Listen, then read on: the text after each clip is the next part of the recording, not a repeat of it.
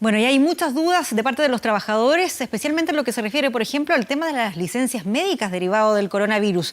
Vamos a hacerles todas esas preguntas al subsecretario del Trabajo, Fernando Arap, que nos acompaña acá esta noche. Subsecretario, muchas gracias por estar aquí. Buenas noches, Patricia. Preguntarle primero, porque las dudas son varias, en términos bien simples, ¿cuáles son los trabajadores que tienen derecho a una licencia médica en torno al tema del coronavirus? Sí, Patricia, hoy día hay básicamente tres grandes grupos de trabajadores que tienen acceso a licencia médica por coronavirus.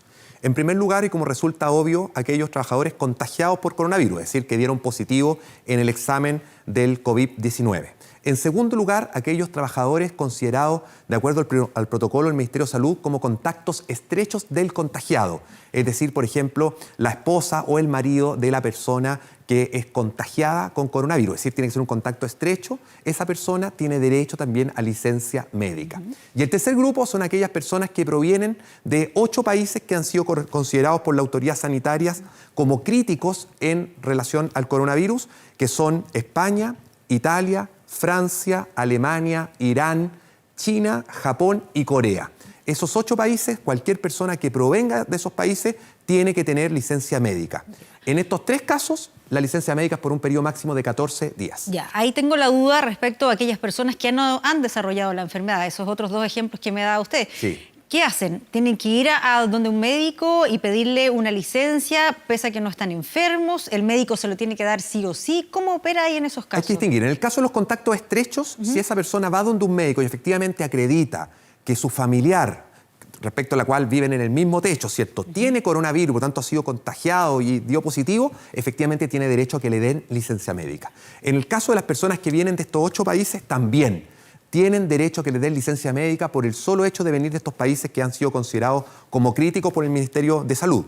Y lo importante, esta licencia, lo decíamos recién, es por un máximo de 14 días contados desde la fecha del contacto. Y por lo tanto también tiene que acreditarse aquello. Ya, pero no basta entonces con que ese trabajador se quede en la casa durante esos días cumpliendo con la cuarentena, sino que tiene que ir de todas maneras hacia un médico a pedir este documento. Efectivamente, la licencia médica debe otorgarse y es restrictiva para estos casos que hemos señalado. Sí, lo digo porque como también está la recomendación de, ojalá esa persona que viene de alguno de estos países de riesgo no salir de la casa. Sí, lo que ocurre ahí es que en el aeropuerto están personales, facultativos médicos que ha instaurado el Ministerio de Salud precisamente para atender y recibir a las personas que están llegando en los vuelos de estos países. Si por algún motivo, y puede ocurrir, alguna persona que viene de España, Italia, Francia, alguno de los 8 países que mencionamos, no es atendida por un médico en el aeropuerto y en consecuencia no le dan licencia, el llamado obviamente es a que concurran donde algún centro de salud público o privado que acredite que evidentemente venían de estos países, eso es fácil de acreditar obviamente con el ticket de vuelo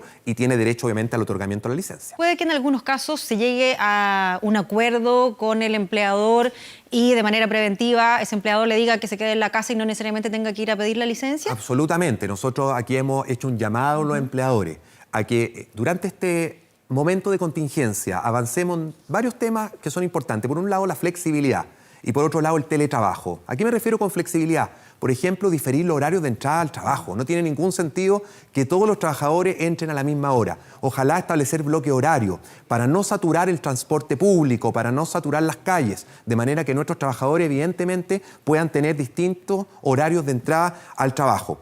Y el teletrabajo también. Hoy día en Chile, tú sabes, no hay una ley de teletrabajo. Hoy día el teletrabajo depende más bien de la buena voluntad de la empresa. Por eso que hoy día estamos con un proyecto de ley en el Congreso que está a puertas de ser ley. Nosotros esperamos que se apruebe en los próximos días y que viene a regular este tema. Solo para cerrar el tema de las licencias y para que quede bien claro, Sí. ¿el CONPIN no podría rechazar una licencia en esos 3 casos en los que usted está mencionando? No puede rechazarla y esto es muy importante. El Ministerio de Salud, a través de la Superintendencia, ha mandado instrucciones directas a quien tiene que pagar las licencias, Ya.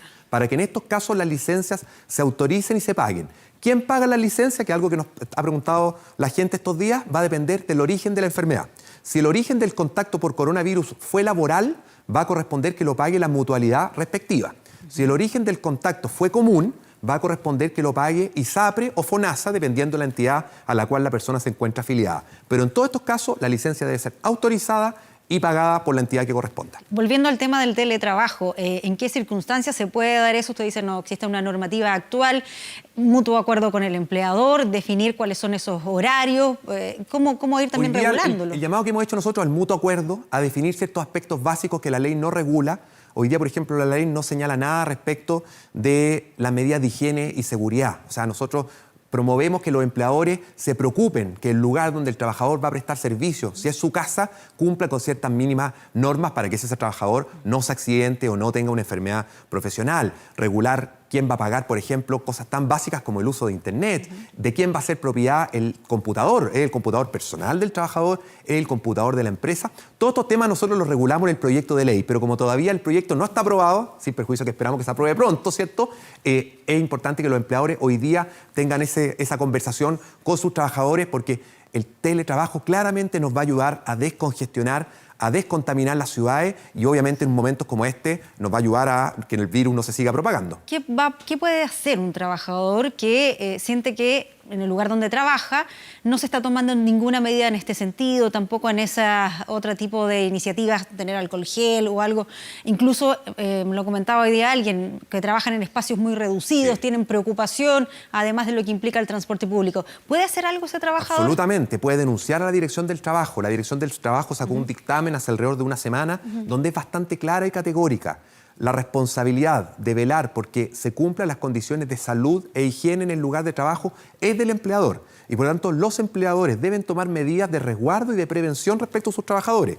Por ejemplo, tener alcohol gel en los lugares de trabajo. Por ejemplo, tener cierta ventilación mínima en los lugares de trabajo. Por ejemplo, si se puede, separar los puestos de trabajo a una distancia que impida un contacto tan estrecho. O sea, hay muchas cosas que se pueden hacer.